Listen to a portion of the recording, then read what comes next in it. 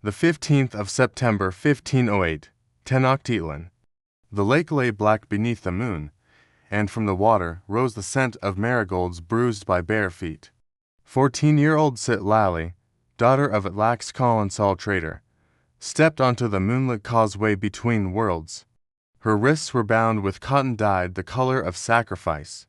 Her ankles still bled from the thorns her own mother had pressed into her skin so the inspectors would know she was untouched. Behind her the lake whispered like a tongue against teeth.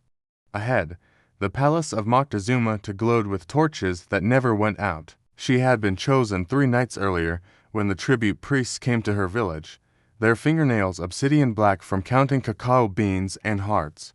"You will learn to serve the speaker of the gods," they told her, "and your family will eat for a year." Now, as the causeway stones swallowed the sound of her breathing, Citlali saw the emperor's breath drifting above the walls, warm, gold, and hungry. Inside the garden of first silence, 200 girls waited under a sky netted with stars. Each had arrived the same way, in silence and moonlight, each carrying the same bruised hope that beauty might be a shield. They slept on reed mats scented with copal, and when they dreamed of their mother's hands letting go. At dawn the garden mist turned red, and older women, once girls themselves, led them to the mirror pool. There the girls studied their reflections until they no longer recognized the child who had once carried water jars. "Your face is now property of the empire," said the woman called Feather Shadow, her voice soft as falling ash. "Your body will become a calendar."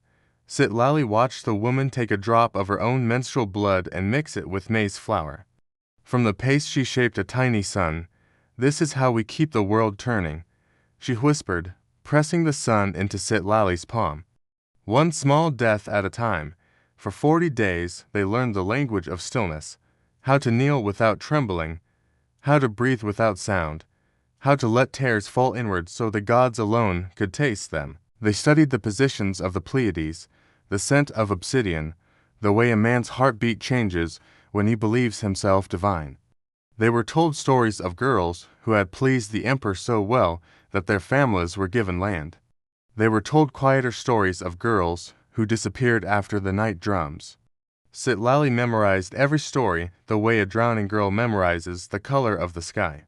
On the 20th day she was taken to the House of Painted Breath, where murals showed the emperor coupling with clouds, with serpents, with the moon itself. The air inside was thick with night-blooming jasmine and something sharper copper, perhaps, or fear. Feather Shadow placed Citlali's hand against the wall. "Feel the god's heartbeat," she said.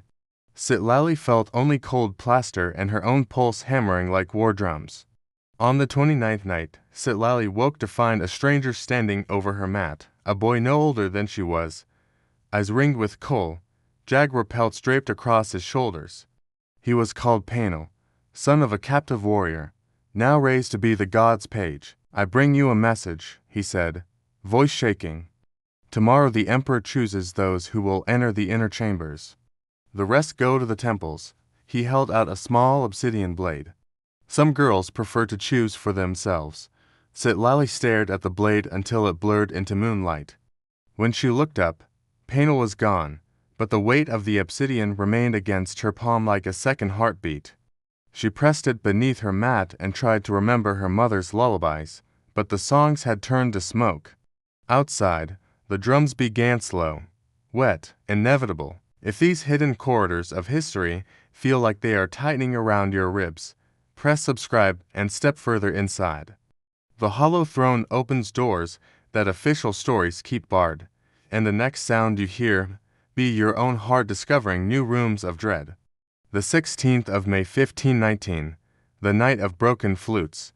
Tenochtitlan had never smelled so alive. Roasted cacao, copal smoke, and beneath it the iron whisper of the lake itself.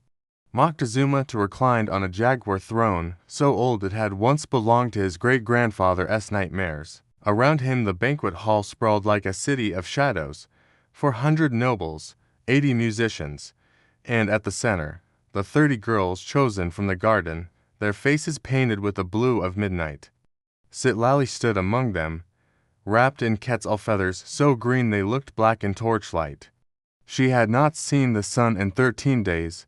Her eyes had learned the texture of candle smoke, the taste of incense on her tongue. The emperor raised one finger, and the music stopped so completely that even the torches seemed to hold their breath. A priest stepped forward wearing the mask of Tezcatlipoca, obsidian shards for teeth. In his hands he carried a flute carved from a human femur. He played a single note that made Citlali's bones remember every step of the causeway. Then he spoke the words she had been taught to dread. Tonight the god chooses his bride. The ritual was older than the city itself. One girl would be named the living embodiment of the goddess Lazolteotl, she who devours sin. For one cycle of the moon she would lie with the emperor nightly, and on the final night her heart would be lifted still beating to feed the dawn. The chosen girl's family would receive 10 baskets of gold dust and a promise that the sun would rise forever. The other 29 would become flowers in the emperor's crown, wives of lesser nobles, mothers of tribute. Moctezuma's gaze moved across the room like a slow knife. Citlali felt it pass over her shoulders, her throat, the pulse beneath her ear. When the eyes stopped, they were not on her, but on a girl named Malinal, whose laughter once reminded Citlali of parrots. Malinal stepped forward, face serene as carved jade, and knelt. The emperor lifted a garland of marigolds, heavy with dew, and placed it around her neck. The petals left streaks of gold on her skin like invisible blood. Musicians began a song older than language, and dancers circled the pair until the floor itself seemed to spin. Citlali watched Malinal smile as though she had been born for this moment, and the taste of jealousy was bitter as burned cacao. Then the emperor raised his hand again, and the music died. "One flower is not enough for the harvest moon," he said. "Bring me the quiet one with storm-colored eyes." Citlali felt every torch turn toward her. She walked the length of the hall on legs that had forgotten how to belong to her. When she reached the throne, the emperor took her chin between forefinger and thumb. His skin smelled of night-blooming jasmine and something deeper resin, perhaps, or the inside of tombs. "You will learn to carry the sky," he whispered, breath warm against her cheek. Behind his eyes she saw constellations shifting, the slow wheel of planets grinding bones to stardust. He pressed a small jade bead into her palm. It was carved with the face of a child who might never be born. Around them the feast resumed, but the music now sounded thin, like wind blowing through empty rib cages. Malinal danced with her eyes closed, already half goddess, already half ghost. Later, in the chamber behind the throne room, Citlali lay beneath silks that smelled of salt and smoke. The emperor had not touched her yet. He only watched, as though she were a map he was memorizing before burning. On the wall hung a calendar stone so precise it could count heartbeats. She thought of the obsidian blade hidden in her sash, of the boy Panel who had vanished after whispering the names of constellations, of her mother's voice now as distant as the Pleiades. Somewhere in the palace a flute broke with a sound like bone snapping. She closed her eyes and saw the lake rising, pale men with hair like corn silk stepping from boats, their shadows devouring the sun. When she opened them again, the emperor was gone, but the jade beads still pulsed against her skin like a second heart refusing to beat. Dawn never came to that room.